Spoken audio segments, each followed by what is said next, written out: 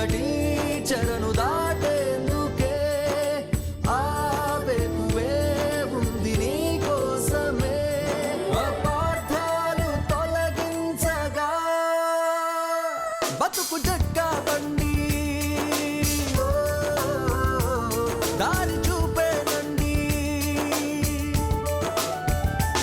బతుకు జట్కా బండి దారి చూపేనండి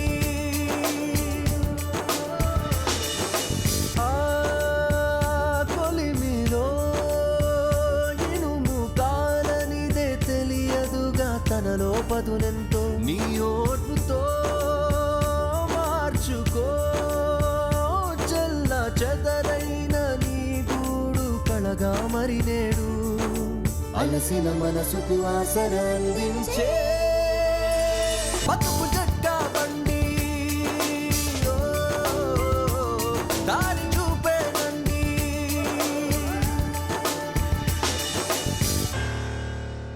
ఇది కథ కాదు జీవితం.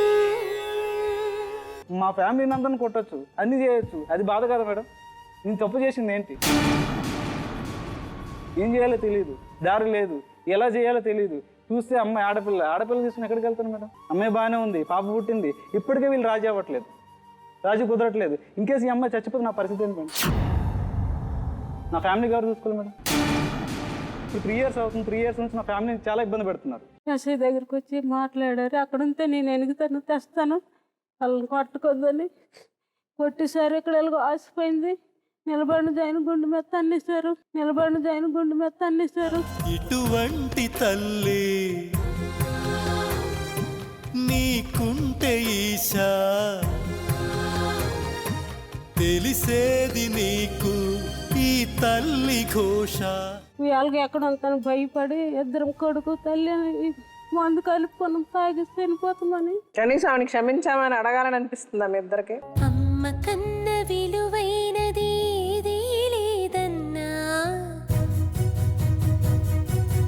అమ్మా అని అన్న చాలు పుడమి పులకరించునన్నా.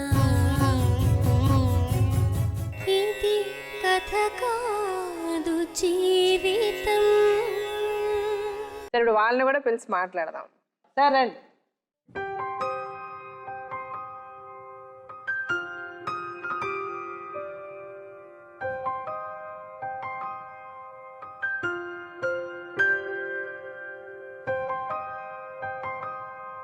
మీరు గీతాంజలి అన్నగారండి? అవును మేడం.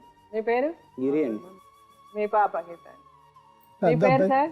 మన్మధరావు. మన్మధరావు. ఓకే, మన్మధరావు. మీరు? సుధీర్ అండి. మీరు బ్రదరేనా? చిన్న మీ మదర్ ఊర్లో ఉన్నారా?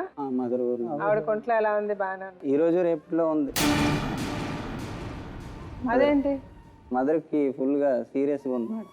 ఏమైంది ఆవిడకి? అప్పటి నుండి ఇలాగ ఇది చేసినప్పటి నుండి, ఈ అమ్మాయి వెళ్ళిపోయినప్పటి నుండి తల్లిదండ్రులు ఇలాగ అయిపోయారు. అమ్మకి ఏమైంది? అమ్మకి అప్పటి నుండి బాగలేకపోవడంతో అలాగా బెంగ పెట్టుకుంటూ ఎక్కువ సీరియస్ గా అయిపోయింది. పూర్తిగా నిల్చోలేదు అమ్మ. పూర్తిగా నిల్చోలేదు. 2 చేతులు వైబ్రేషన్ అండి. నెక్స్ట్ ఎన్నుపూస పని చేయట్లేదండి. కావిడి బద్దలాగా ఇలా వంగిపోయి ఉంటుంది.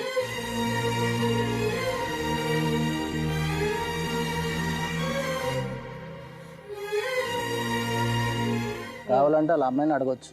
అంటే ఈ అమ్మాయి వెళ్ళిపోయేటప్పుడు కూడా అలాగే అంటే మామూలుగా ఉండు మేడం. లేకపోయాను, కూతురు సాయం చేసేది కాబట్టి అన్ని చేసుకుంటుంది. సడన్ గా ఇది ఇలా చేయడంతో తల్లిదండ్రులకి ఇలా తిన్నది.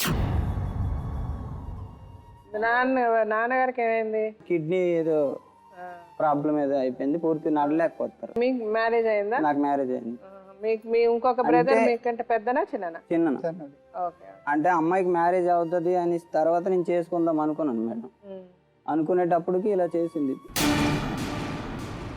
ప్రాణంలా చూసిన తర్వాత ఇలా చేసింది.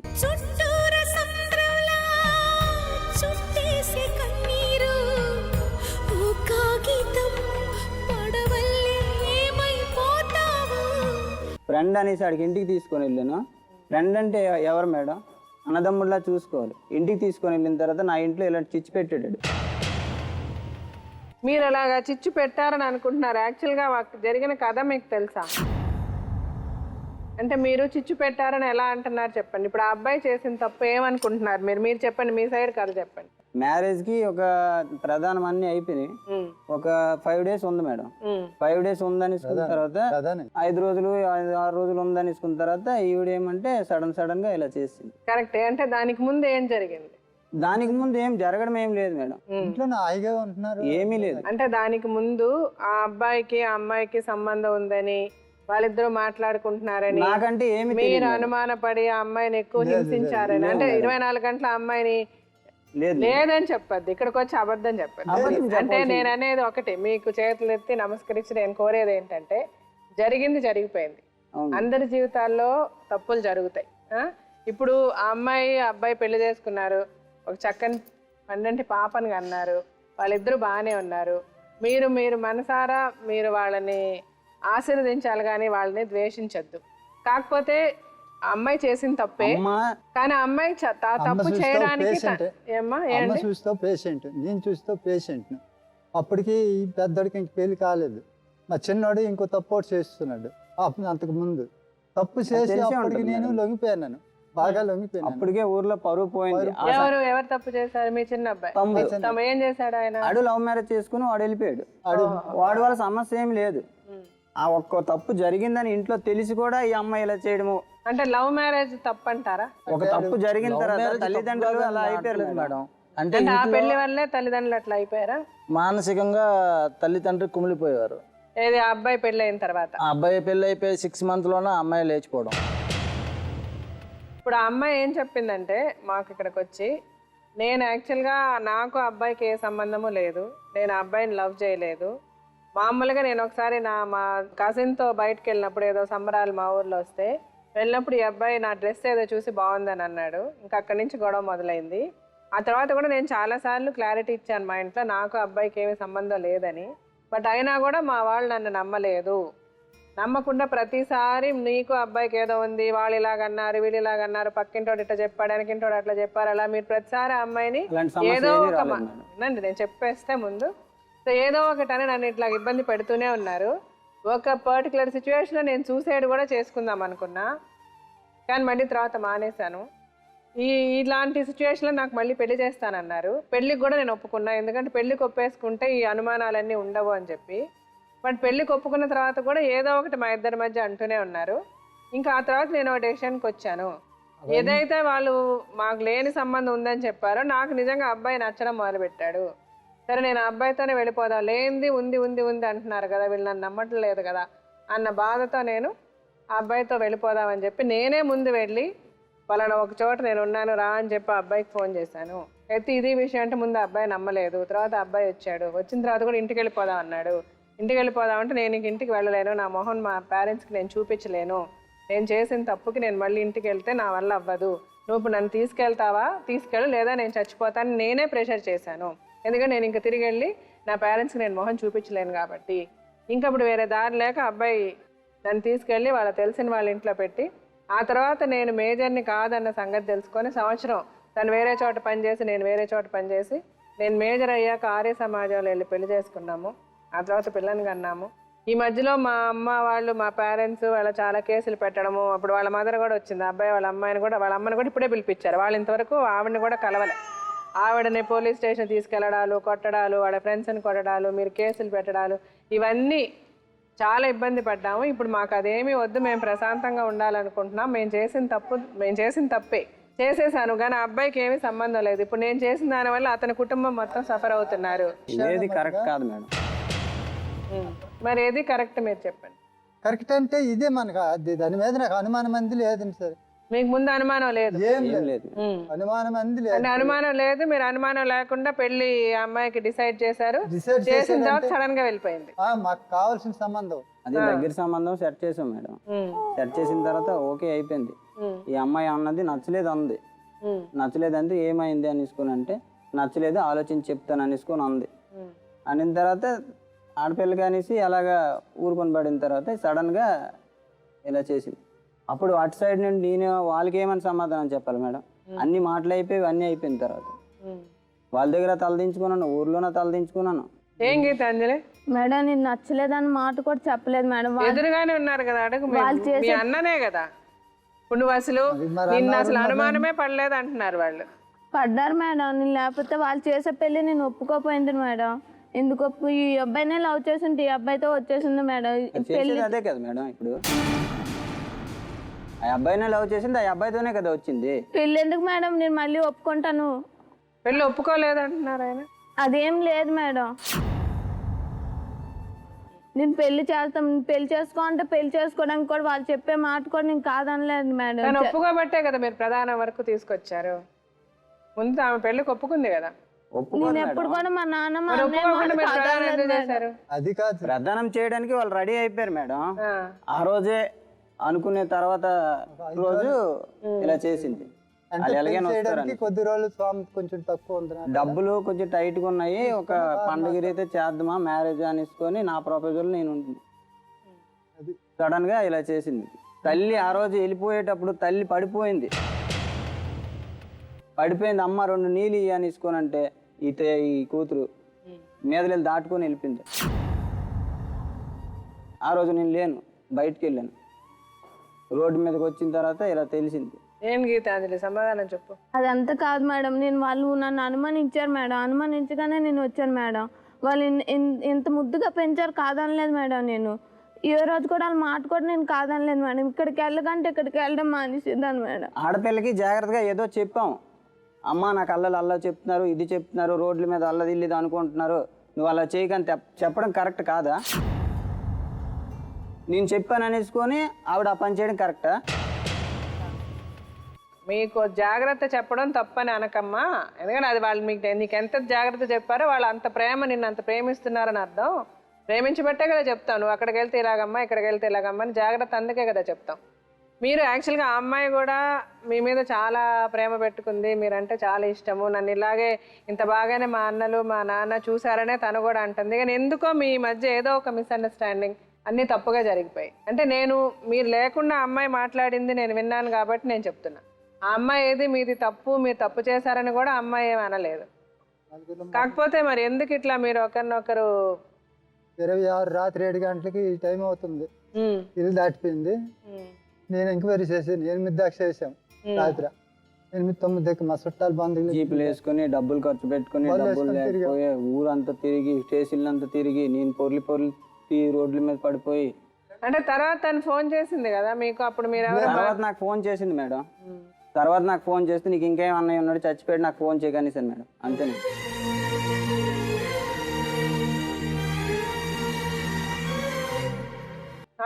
ఫోన్ చేసి నేను చేసిన తప్పు అన్నయ్య, తప్పు అయిపోయింది, నేను ఎక్కడో బాగున్నాను, మీరు కేసు అంటే మేడం 17 సంవత్సరాలకి ఇంకా పూర్తిగా నిండలేదు. నెల 17 రోజులు ఇంకా బాకీ ఉంది. 18 సంవత్సరాలు కూడా అవ్వలేదు. ఊర్లో పెద్దలు ఉన్నారు, మరి చిన్న పిల్ల కదా, ఒకసారి కంప్లైంట్ ఇవ్వండి, ఎవరి మీద అనుమానం ఉందంటే ఈ అబ్బాయి మీద అనుమానం వచ్చింది. టూకీగా వెళ్ళి పోలీస్ స్టేషన్ లో కంప్లైంట్ అదేనండి. నేను అనుమానం వచ్చిందంటే తీసుకెళ్లారని తెలిసిపోయింది. వీళ్ళు ఫ్రెండ్సే చెప్పారు.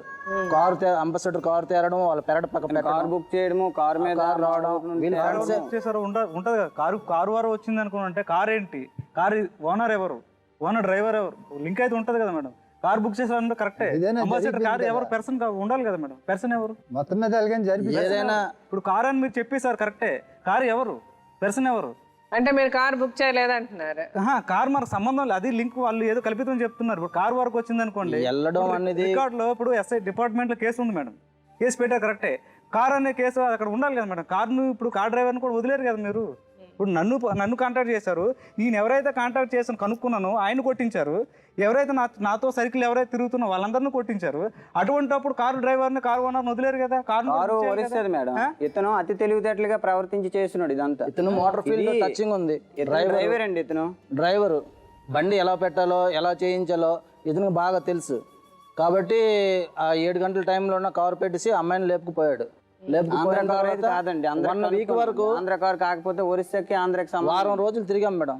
మొత్తం చుట్టుపక్కల ఈ ఏరియాలో ఉంటారనుకుని బరంపురం నుండి దగ్గర వీళ్ళు అంటే చుట్టాల బంధువులు సంస్థలో ఉంటామని ఎనికితే ఎక్కడ లేరు.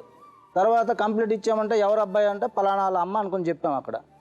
మరి వాళ్ళ అమ్మ మీద మేము కేసు ఏం పెట్టలే. పోలీసులు వాళ్ళు ఎంక్వైరీ కోసం మా వాళ్ళు తీసుకెళ్లారు కానీ అనలేదే. మేము కూడా ఆవిడకి నోరెత్తి ఒక మాట కూడా అనలేదు.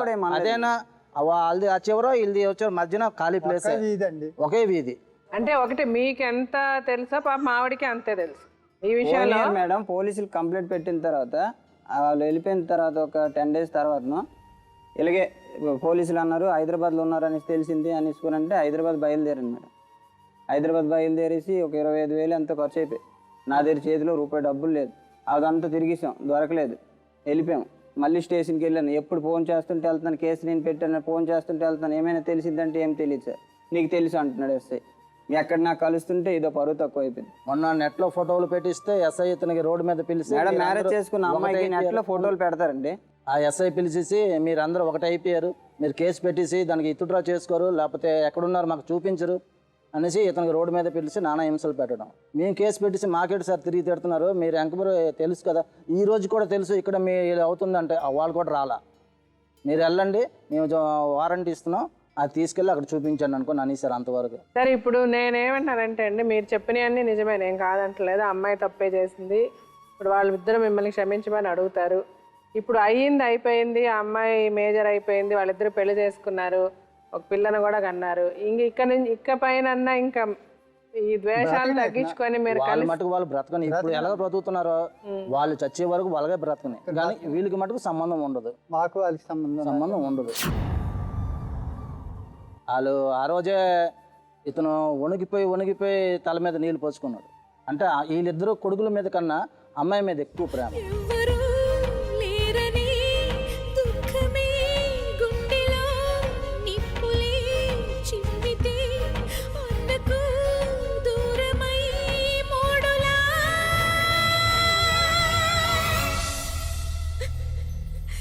దిక్కులేని పక్షిలాగా బతకనా.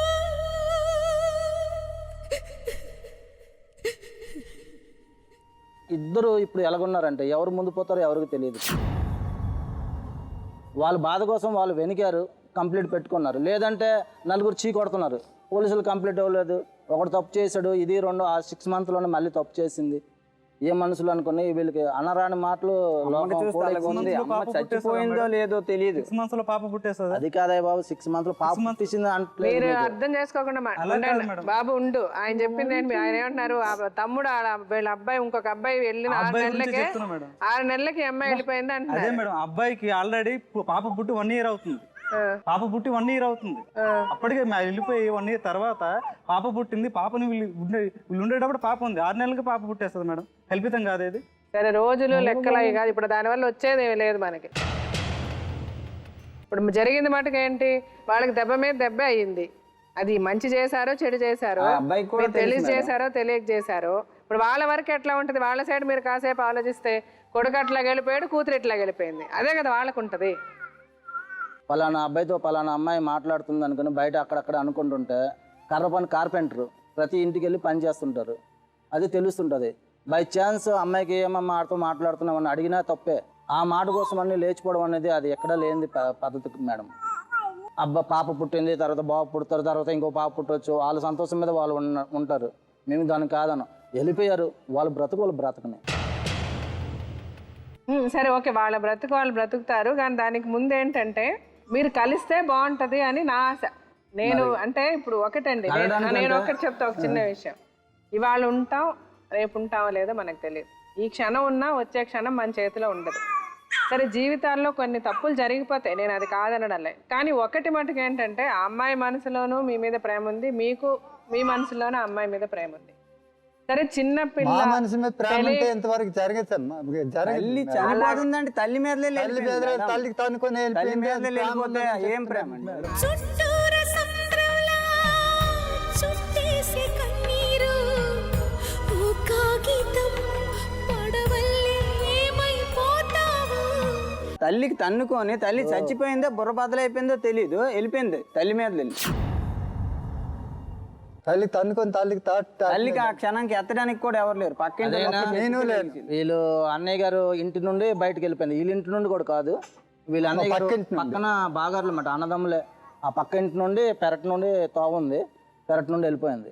ఈ కుర్రోడేమో ఎప్పటి నుండో అక్కడ 4 గంటల నుండి ఫోన్ మాట్లాడుకుంటూ ఉంటున్నాడు, అక్కడ ఉంటున్నాడు. ఉంటే ఈ అమ్మాయికి ఫోన్ చేశాడట. ఫోన్ చేసి ఇది ఎప్పటి నుండో జరుగుతుంది, నేను డ్యూటీకి వెళ్ళిపోయినాను. ఇదేమో అక్కడ కారు ఏదో వచ్చింది, కారు మీద వెళ్ళిపోయింది. ఆ కంచెకి దగ్గర ఉండే వాళ్ళు చెప్పారు మేడం. తెల్లరే. సరే, ఇప్పుడు మీరు చెప్పిన కథ టోటల్గా వేరేగా ఉంది, వాళ్ళు చెప్పిన కథ టోటల్గా వేరే ఉంది. సరే, ఈ కథలు ఏదైనా నిజం ఒకటే ఏంటంటే, ఆ అమ్మాయి అతన్ని ఇష్టపడింది, వెళ్ళిపోయింది. ఆ అమ్మాయికి ఆ టైంలో మనసుకి ఏమనిపించిందో, భయపడిందో, లేకపోతే మీరు చెప్తే ఒప్పుకోవాలనుకుందో, లేకపోతే జరగబోయే పెళ్లి తనకి నచ్చలేదో, ఏదో ఒక అంటే అప్పుడు చిన్న వయసు 17 ఏళ్ళు మీరే చెప్తున్నారు. 17 ఏళ్ళు. ఆ వయసులో ఆ అమ్మాయికి తోచింది, ఆ అమ్మాయి చేసింది. అది ఈరోజు తప్పని ఆ అమ్మాయికి అర్థమైంది. మిమ్మల్ని కావాలని ఆ అమ్మాయి అనుకుంటుంది. అందరూ కలిసి ఉంటే బాగుంటుంది అన్న ఆశతోనే ఇక్కడికి వచ్చింది. మేడం గారు చెప్పండి. ఇప్పుడు అందరం కలిసి ఉంటే ఎవరి మీద మొదలు చచ్చిపోతాం మేడం, అది గ్యారంటీ. ఎందుకంటే ఒక కులం ఇంటికి వచ్చానదమ్మా. తల్లిదండ్రుల నుంచి పాప రావడము తల్లిదండ్రులకి చాలా బాధాకర విషయమే, అది ఒప్పుకుంటాను మేడం. కాకపోతే సేమ్ క్యాస్ట్ అయి ఉంటే ఒప్పుకోయింది మేడం, వాళ్ళకు కూడా ఈర్ష్యాభావం లైట్ ఉంది. అదే కారణంగా ఇన్ని రోజులు పెద్ద మనుషులతో ఒక స్టేషన్లో క్లియర్ కావట్లేదు. సరే, అంటే నేను అనేది కలిసి ఒకే ఇంట్లో ఉండక్కర్లే. ఇప్పుడు మన సంబంధాలు కలిసి ఉండాలి. ఒక రోజు కావాలంటే అమ్మాయి అమ్మని చూడాలంటే వెళ్ళి చూడాలి, వాళ్ళు కావాలంటే కూతురు కాకుండా పోదు కదా, రేపు మనవరాలు కాకుండా పోదు కదా. మనకి జీవితంలో అది జరగదు మేడం. మరి అయిపోయింది దానికి బ్రతకాలన్నా ఆ ఊరు కొరలమలే వాళ్ళ ఇల్లు ఉంది, ఆ ఎంతో దూరం కాదు. ఇలా ఒకవేళ చూడాలంటే దూరం నుండి అమ్మని చూసి వాళ్ళు తృప్తి పడతారు, కానీ వీళ్ళు తృప్తి పడలేరు మేడం, బయటకు రాలేరు కూడా. ఈ రోజు ఇంట్లో ఎంత బాగాలేని పరిస్థితి. మీరు ఫోన్ చేసిన వెంటనే వచ్చాను మేడం, నా చేతిలో చిల్లి లేదు. సో ఊర్లో కులం వల్ల ఒప్పుకోరంటారు. ఒప్పుకోరు. కలిసి ఉండక్కర్లే, మీరు వెళ్ళి వాళ్ళు మాట్లాడుకోవడం అలాంటివి జరగకూడదు. ఇది జరగదు మేడం. ఒడిలో పెరిగిన చిన్నారినే ఎరగా చేసిన దాద్వేషము కథమారదా, ఈ బలియాగదా. మనిషే పశువుగా మారితే, కసిగా శిశువుని కుమ్మితే, అభము శుభము ఎరుగని వలపులు ఓడిపోయేనా. సరే, ఒక్కసారి మనం ఒక డెసిషన్ తీసుకునే ముందు ఆయన డాక్టర్ గాని లాయర్ గాని ఒకసారి పిలుస్తా, మీరు వినండి వాళ్ళు ఏం మాట్లాడతారని. తర్వాత ఇంకొకసారి మనం మాట్లాడుకొని ఒక డెసిషన్ తీసుకుంటాం. సరేనా?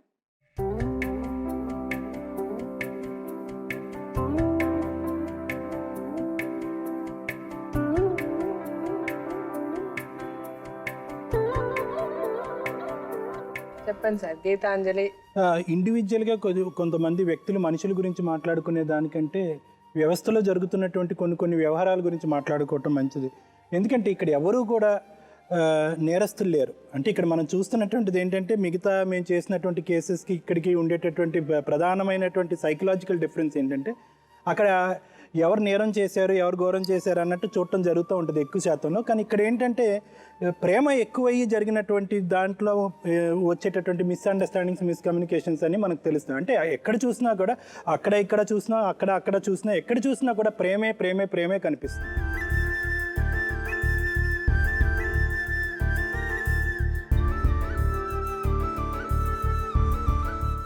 ఒకటి ఏంటంటే, ఆ ప్రేమ కొన్ని సందర్భాల్లో ఏ విధంగా ఉంటుందంటే కనుక, ఇంకో స్థాయికి వెళ్ళినప్పుడు సమాజం అంగీకరించినటువంటి పరిస్థితులకి దారి తీస్తుంది. అటువంటి పరిస్థితుల్లో అవమానం అన్నా జరగచ్చు, లేదంటే అనుమానం అన్నా రావచ్చు. అనుమానం జరిగినప్పుడైనా ప్రేమకి ఇన్సల్ట్ జరుగుతుంది, అవమానం జరిగినప్పుడైనా ప్రేమకి ఇన్సల్ట్ జరుగుతుంది. అక్కడ అవమానం జరిగింది, ఇక్కడ అనుమానం జరిగింది. సో ఈ రెండు సందర్భాల్లో ఆ ప్రేమ అన్నది విరిగిపోవటం అన్నది జరగటం వల్ల ఈ మిస్అండర్స్టాండింగ్స్, కమ్యూనికేషన్ డిఫరెన్స్ జరిగినాయి అని నా అభిప్రాయం. లక్ష్మీనారాయణ గీత ప్రేమ చాలా గొప్ప ప్రేమ, చాలా అభినందనీయం. అంటే ఎందుకంటే మీరు ఇంత సంతోషంగా ఈరోజు మా కళ్ళెదురుగుంటూ ఉండే ఒక పాపకి జన్మనిచ్చి ఇంత సంతోషంగా ఉన్నారంటే మీ అందరం చాలా ఆనందిస్తున్నాం. ఎందుకంటే పాప చాలా బాగుంది, మీ అందరూ హ్యాపీగా ఉన్నారన్నది విషయం. అయితే ఏంటంటే, లక్ష్మీనారాయణ విషయానికి వస్తే కనుక, కరెంటు సమాజంలో ఈ జనరేషన్లో చేస్తున్నటువంటి ఒక తప్పిదాన్ని మనం ఖచ్చితంగా చూడవలసినటువంటిది ఉంది. ఎందుకు అంటే కనుక, అమ్మాయిని కాపాడాను అనుకునేటటువంటి ఆలోచన ఎప్పుడైతే ఈ కరెంట్ జనరేషన్ పిల్లలకి ప్రేమించి వెళ్ళిపోయి వెళ్ళిపోయేటటువంటి పిల్లలకు ఉన్నదో అమ్మాయిని కాపాడేమో అని మీరు అనుకుంటున్నారు, కానీ సమాజం మాత్రం అమ్మాయిని లేపుకెళ్ళిందనే అంటుంది. ఎందుకంటే కాపాడటం అంటే ఏంటంటే కనుక ఆ అమ్మాయిని కాపాడుతూ మిగతా వ్యక్తుల యొక్క ఎవరైతే ఆ అమ్మాయితో పాటు అటాచ్ అయి ఉన్నటువంటి ఉన్నారో వాళ్ళ మనసుకి ఆవగింజంత దెబ్బ కూడా తగలకూడదు, అప్పుడే దాన్ని కాపాడటం అంటారు. అంటే ఆ అమ్మాయి ఎవరినైతే ప్రేమిస్తుందో ఆ ప్రేమించినటువంటి వ్యక్తితో ఎప్పుడైతే వెళ్ళిపోతుందో ఆ అమ్మాయిని ప్రేమించేటటువంటి మిగతా వ్యక్తులు ఎవరైతే ఉన్నారో వాళ్ళ మనసుకు కూడా దెబ్బ తగలకుండా ఉన్నప్పుడే అది అసలు శిశులమైనటువంటి కాపాడటం అని అనుకుంటాం. సో ఎప్పటికీ కూడా కాపాడటం వేరు, లేపుకు వెళ్ళటం వేరు. ఎందుకంటే అక్కడ త్యాగంగా నువ్వు చూస్తున్నావు, అది నేరంగా వాళ్ళు చూస్తున్నారు. మీరు లక్ష్మీనారాయణ గారు ఇందాక నుంచి మీరు చెప్పినటువంటి మాటల్లో ప్రధానంగా మనకు కనిపించేటటువంటి ఒక ముఖ్యమైనటువంటి మాట ఏంటంటే ఆప్షన్ లేదు అని. కరెంట్ జనరేషన్ చేస్తున్నటువంటి ప్రధానమైనటువంటి తప్పిదం అదే, ఆప్షన్ లేదు అంటూ ఉంటారు. ఎందుకు ప్రేమించామంటే ఆప్షన్ లేదు, ఎందుకు లేపుకెళ్ళామంటే ఆప్షన్ లేదు కాబట్టి లేపుకుని వెళ్ళాను, ఎందుకు పెళ్లి చేసుకున్నావు అంటే ఆప్షన్ లేదు కాబట్టి పెళ్లి చేసుకున్నాను అని అంటారు. ఆప్షన్ లేకపోవటం కాదు, లోతుగా ఆలోచించకపోవడం. ఎప్పుడైతే లోతుగా ఆలోచిస్తారో, దూరదృష్టితో ఆలోచిస్తారో, రెండు కమ్యూనిటీస్, రెండు క్యాస్ట్ మధ్య ఉన్నటువంటి పెళ్లి అంగీకారానికి గురవుతుందా లేదా ఈ అమ్మాయి నేను లేకపోతే కనుక, లేదంటే అనుమానం పడలేక నేను చనిపోతాననేటటువంటి భయం నిజం అవుతుందా అనేటటువంటి ఉద్దేశంతో మీరు ఏంటంటే లోతుగా ఆలోచించకపోవడం జరుగుతుంది. తొందరపాటు నిర్ణయాలు తీసుకుంటారు. ఇంతమందికి 3 సంవత్సరాల పాటు ఎవరు తప్పు చేయనటువంటి దానికి 3 సంవత్సరాల పాటు అందరికీ భయంకరమైనటువంటి టార్చర్. ఇది హాలాహలము అమృత ఫలము తేలేదెలా, ఎద కోరిన వరము తీరిన రుణము పోల్చేదెలా, ఓ దైవమా.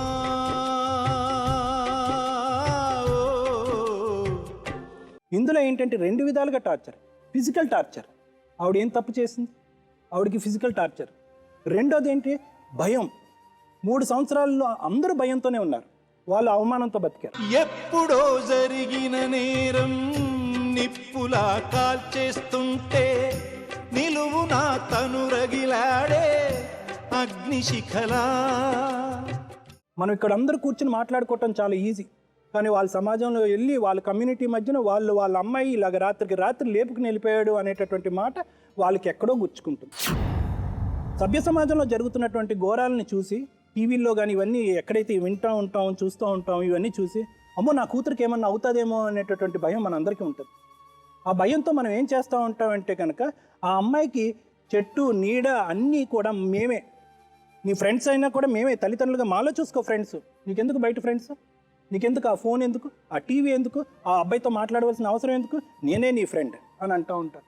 అన్నీ కావాల్సిన అన్నింటిని కొనిస్తారు, కానీ అడుగు తీసి అడుగు పెట్టినప్పుడు ఎక్కడికి వెళ్తున్నావు, ఎలా వెళ్తున్నావు అంట. అయితే ఏంటంటే దీన్ని ప్రేమ అని మీరు అంటారు, అనుమానం అని వాళ్ళు అంటూ ఉంటారు.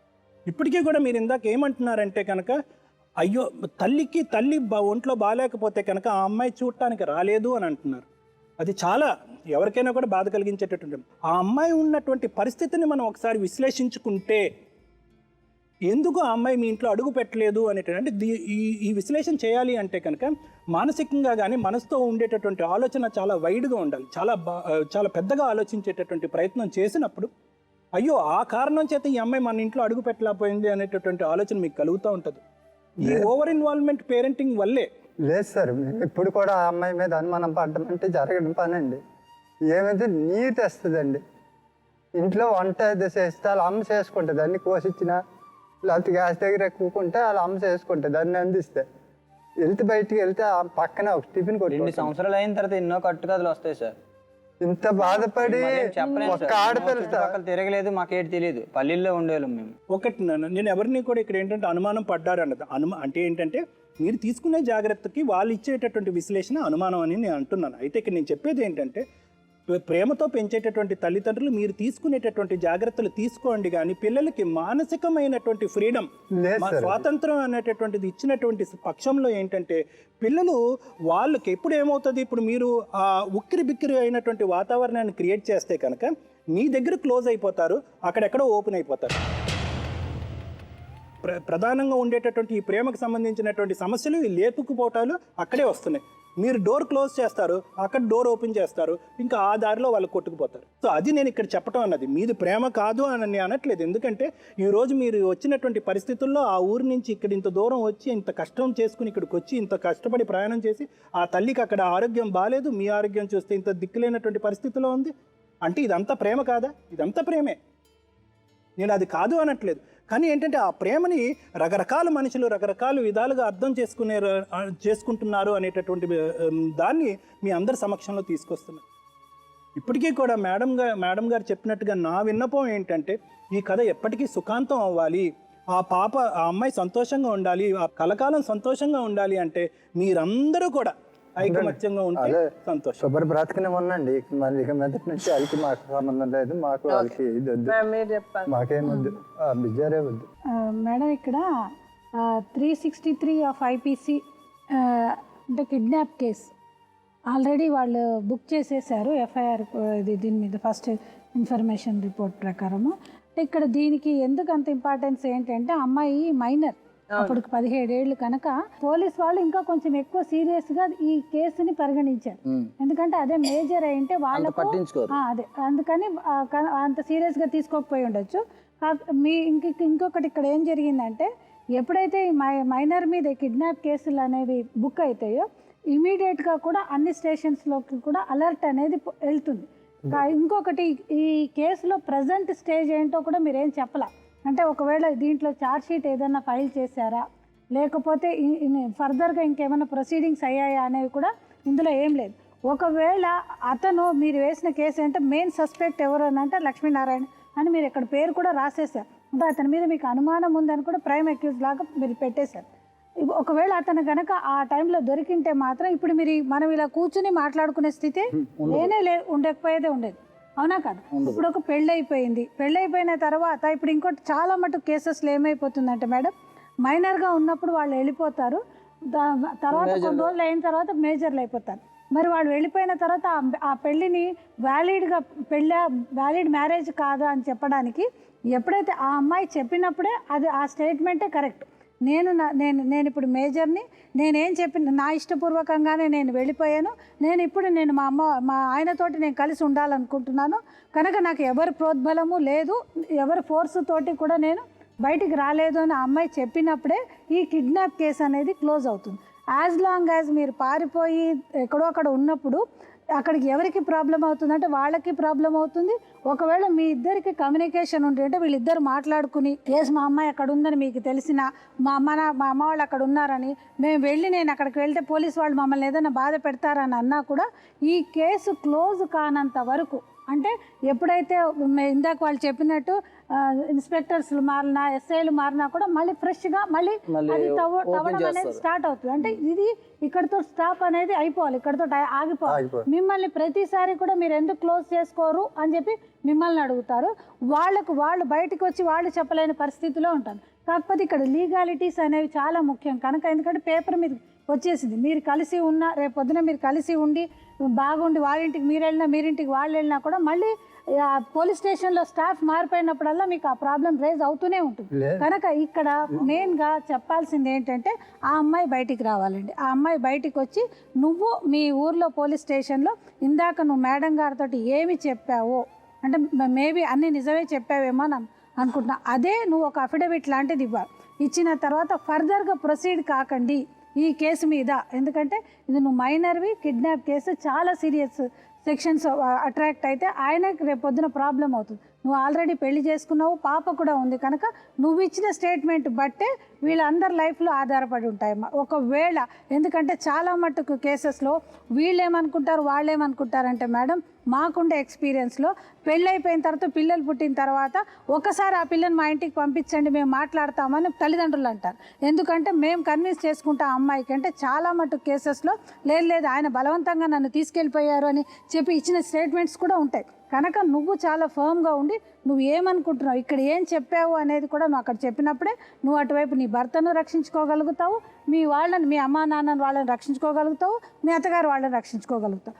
ఇది కూడా మేడం ఎక్కడంటే ఒకవేళ ఛార్జ్ షీట్ వేయలేని పక్షంలో, ఒకవేళ ఛార్జ్ షీట్ కనుక వేసేస్తే మాత్రం ఇమీడియట్గా నువ్వు ఇచ్చిన అఫిడవిట్ తోటి లోక్ అదాలత్కి దాన్ని రెఫర్ చేసి, లేదు అంటే హైకోర్టుకి వెళ్ళి ఈ ఎఫ్ఐఆర్ని క్వాష్ చేసుకోవాల్సిన అవసరం ఉంది. అంటే ఇంత ప్రొసీజర్ ఉంది.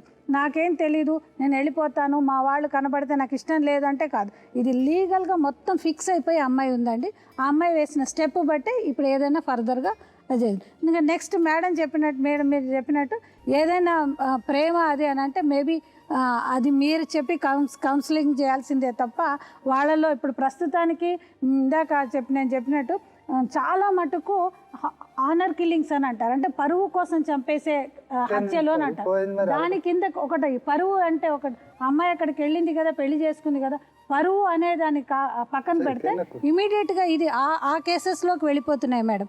మైనర్ కేసెస్ కిడ్నాప్ అయినవన్నీ కూడా ఈ ఆనర్ కిల్లింగ్స్లోకి వెళ్ళిపోతున్నాయి. కనుక మీరు అట్లాంటి వైపు వెళ్లకుండా మేబీ ఒక ప్రేమ అనే ఒక వారధిని మీ ఇద్దరు పట్టుకోగలిగితే ఏదైనా ఫ్యూచర్లో లీగల్గా ఎక్కువ అదే కొబ్బరికాయలే మట్టుకాయలు బతికినే ఆ పిల్ల చెప్తుంది చెప్పేసి రాజీ అయిపోతే నేను అది ఇప్పుడు మీరేమంటున్నారు, సరే జరిగిపోయింది, వాళ్ళ బ్రతకనివ్వండి, ఈ కేసు అన్నది ఎట్లా వాపస్ తీసుకోవాలో పద్ధతి ప్రకారం మేము చేయాల్సింది మేము చేస్తాం, వాళ్ళు చేయాల్సింది వాళ్ళు చేస్తారు. ఈ కేసు వాపస్ తీసేసుకొని ఎవరి బ్రతుకులు వాళ్ళు బ్రతుకుతాం, వాళ్ళు మా జోలికి రావద్దు, మేము వాళ్ళ జోలికి వెళ్ళాం అంటున్నారు మీరు. అంతే కదా. ఒకటి మటుకు ఏంటంటే, నేను ప్రతి ఒక్కరికంటే మీరనే కాదు, ఇది ఆల్మోస్ట్ ఎవ్రీ ఆల్టర్నేట్ హౌస్ లో జరుగుతున్న ఇన్సిడెంట్స్ ఇది.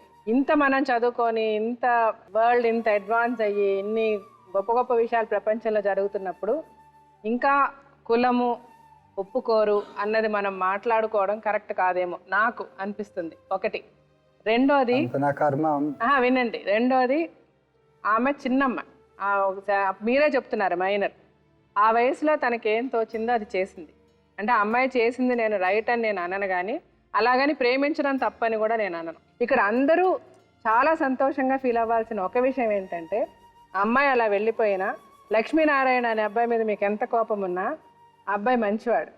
అమ్మాయిని తీసుకెళ్ళి కాదు కానీ మామూలు చెప్తున్నా, అంటే అలా కాదు, ఒక్క రోజైనా వాళ్ళ అమ్మగారికి మీరు అన్నారని కాదు, నేనేమంటానంటే ఇవాళ ఉన్న ఈ పరిస్థితుల్లో అలా ఒక ఆడపిల్లని అలా వచ్చేపోయిన నువ్వు నన్ను తీసుకెళ్ళని అమ్మాయి వెళ్ళినప్పుడు ఆ అబ్బాయి ఏదైనా చేసి ఉండొచ్చు. అంటే అలాంటి వాళ్ళు కూడా చాలా మంది ఉన్నారు. అంటే ఆడపిల్లల మీద అడ్వాంటేజ్ తీసుకునే వ్యవహారం కూడా చాలా జరుగుతుంది. అలా కాకుండా అమ్మాయిని జాగ్రత్తగా తీసుకెళ్ళి 1 సంవత్సరం అమ్మాయిని ఒక మంచి చోట పెట్టి తర్వాత లీగల్గా పెళ్లి చేసుకొని ఒక బిడ్డని కని, అంటే చాలా జాగ్రత్తగా అమ్మాయిని చూసుకున్నాడు. ఆ విషయంలో మన లైఫ్, మీ జీవితంలో మీరు అనుకున్నట్టు మీ కూతురి లైఫ్ జరగకపోయినా ఒక మంచి జరిగింది, ఆ విషయంగా మంచి జరిగింది. ఆ అమ్మాయికి ఏం అన్యాయం జరగలే.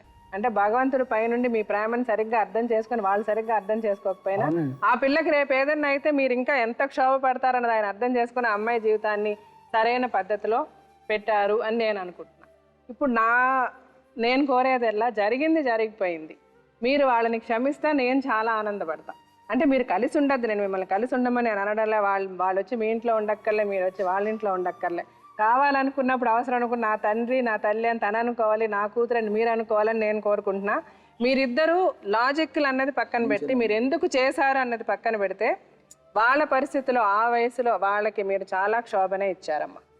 సో ఫస్ట్ ఇప్పుడు మీ ఫాదర్ మీరు వద్దంటున్నారు, మీ బ్రదర్ మీ ఫాదర్ చిన్నప్పటి నుంచి వాళ్ళు మిమ్మల్ని ఎలా గుండెల్లో పెట్టుకొని పెంచారో మాకంటే నీకే తెలుసు. నువ్వు వెళ్ళి వాళ్ళని అడుగు. కష్టాలకే కష్టం చేసి కన్నాయిలా నిన్నే చూడగా అన్నీ నువ్వై భారం మోయగా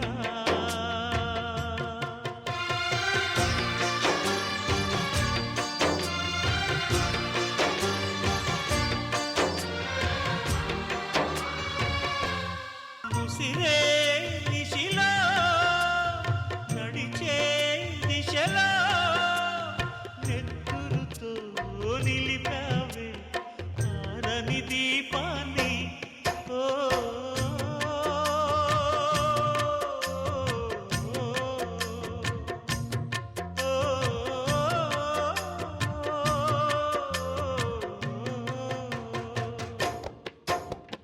సూపర్ బ్రతకండి, సూపర్ మీరు ఉండండి, అక్కడికి వస్తారు. మేడం గారు అక్కడ పంపించండి, పంపిస్తే అక్కడ సంతకాలు పెట్టేస్తారు. వాళ్ళ అమ్మని చూడనివ్వండి, మీరు అందరూ కలవండి ప్లీజ్. అంటే ఇప్పుడు బాధ ఉంటది, నేను కాదనడాలే, కానీ ఎవరి గురించి మనం బ్రతుకుతున్నాం, మన గురించి మనం బ్రతుకుదాం. మన చుట్టూ ఉన్న వాళ్ళ గురించి మనం బ్రతకద్దు. మనకి నేను ఒకటి చెప్పనా, ఇప్పటికే నాకు సగం పరుగు పోయింది మేడం గారు. మా పరువు అనేది మన చేతిలోనే ఉంది. మీరు పెద్దవారు, నేను కాదనడాలే. పరువు అన్నది మనమే, మనం అనుకునేది. ఆవిడ పేషెంట్, ఇప్పుడు ఎదుటి వాళ్ళు మనల్ని మెచ్చుకుంటే మనకి కిరీటం వస్తుందా? వాళ్ళు కాదంటే మనకి పోతుందా? మన కష్టం అంటే ఎవరైనా వచ్చి చేస్తారా ఏదన్నా? అది ఒక్కసారి ఆలోచించండి. ఒక అన్నయ్య అలా చేశాడు అనేసి అంటే పోనీ అది అలా మర్చిపోయాం సార్. అది మరుపు చేస్తేనే అలాగే అయిపోయింది. సార్ అది ఎలా మర్చిపోయారు? అలా పెద్ద మనసు చేసుకొని ఇది మర్చిపోవాలి. కుమిలిపోయినాను. నేను ఒక్కటి మీకు చెప్తాను, మీరు పెద్దవారు. ఇప్పుడు ఊర్లో వాళ్ళు ఇలా అంటారు, వీళ్ళు అలా అంటారని మనం ఆలోచించద్దు. మన గురించి మనం ఆలోచించుకుందాం. మీ కూతురు కాకుండా అయిపోతుందా చెప్పండి? మీ మనవరాలు చూసారా? కానీ మీరు ఎత్తుకుంటే కదా వాళ్ళకి సంతోషం. కానీ కొడుకులకి అంత చూడలేదు, అంతగా బుద్ధిగా చూశాను. అవును చూస్తాను, నాకు తెలుసు. తండ్రికి కూతురు అంటే ఎలా ఉంటుందో తెలుసు. తప్పేది అయిపోయింది, జరిగిపోయింది. నేను పిల్లల్ని జాగ్రత్త చూసుకుంటా, ఎటువంటి ఇబ్బంది కానీ. ఎట్టి పరిస్థితి అయినా మరి ఆ పిల్ల బాధ్యత మరి మేడం గారు మీరు. నేనే చూసుకుంటా, ఎటువంటి ప్రాబ్లం వచ్చినా చూసుకుంటా.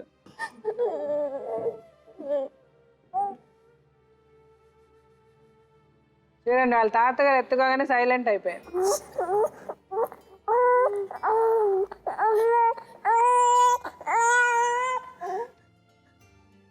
ఎత్తుకోలేయా.